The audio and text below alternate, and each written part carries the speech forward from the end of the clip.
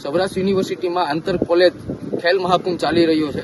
તેમાં 10 કિલોમીટરની એથ્લેટિક્સ ગેમમાં અમને રમતવીરોની ફરિયાદ મળી કે એથ્લેટિક્સ ગેમમાં જે 10 કિલોમીટરની હોય તેમાં વિદ્યાર્થીઓને જે ફિનિશિંગ પોઈન્ટ ઉપર પહોંચવાનું હોય ત્યાં હાજર રહેલા રેફરીઓ દ્વારા અન્યાય કરવામાં આવ્યો. જે વિદ્યાર્થી ખરેખર ફિનિશિંગ પોઈન્ટ પહેલો જેને પાર કર્યો છે એ વિદ્યાર્થીને બીજા નંબર પર ઉત્તીર્ણ કરવામાં આવ્યો છે. એટલે જે આ રમતવીરો છે તેમના મિત્રો દ્વારા ફ્રન્ટ સાઈડથી જે ઉતારેલા વિડીયોમાં સ્પષ્ટપણે જોઈ શકાય છે કે જે ગ્રીન ટી શર્ટ પહેરેલા વિદ્યાર્થી જે રમતવીર છે એમને પહેલા ફિનિશિંગ પોઈન્ટ ઉપર એટલે કે જે પ્રથમ વિજેતા થાય તેમને બીજો વિજેતા જાહેર કર્યો છે.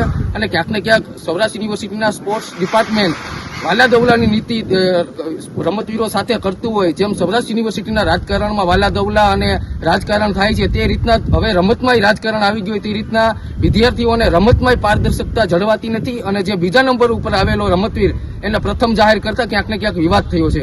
અમને જે રમતવીરોની ફરિયાદ મળતા એ અમારો જાણીતોય નથી, તેમ છતાં અમે રજિસ્ટ્રારને આ બાબતે લેખિત રજૂઆત કરી કે સાહેબ જે સ્પોર્ટ્સ ડિપાર્ટમેન્ટમાં જે ગેમો ચાલે છે તેમાં તો રાજકારણ અને વાલાદવલાની નીતિ રહેવા દો. કારણ કે જે રમતવીર જે પોતે પ્રથમ વિજેતા પાસ થાય છે તેમને એ સાથે અન્યાય થાય એટલે ક્યાંક ને ક્યાંક રમતવીરોમાં આ રાજકારણની માનસિકતા પર અસર થાય અને રમતવીરોના મોરલ ડાઉન થવાનું ક્યાંક ને ક્યાંક રેફરીઓ અને સ્પોર્ટ્સ ડિપાર્ટમેન્ટના અને સત્તાધીશો કામ કરી રહ્યા છે.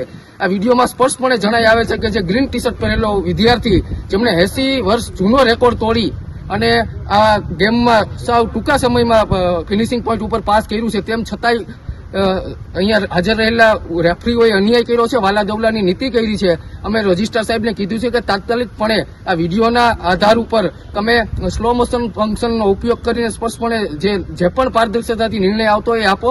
જો આમાં કોઈ પણ જાતનું રાજકારણ કે વાલાદવલાની નીતિ થશે તો સોમવારે અમે કોંગ્રેસ અને કોંગ્રેસના વિદ્યાર્થી કાર્યકર્તાઓ જે આંતર કોલેજ સ્પર્ધાની અંદર ધરણા કરીશું અને વિરોધ દર્શાવશું.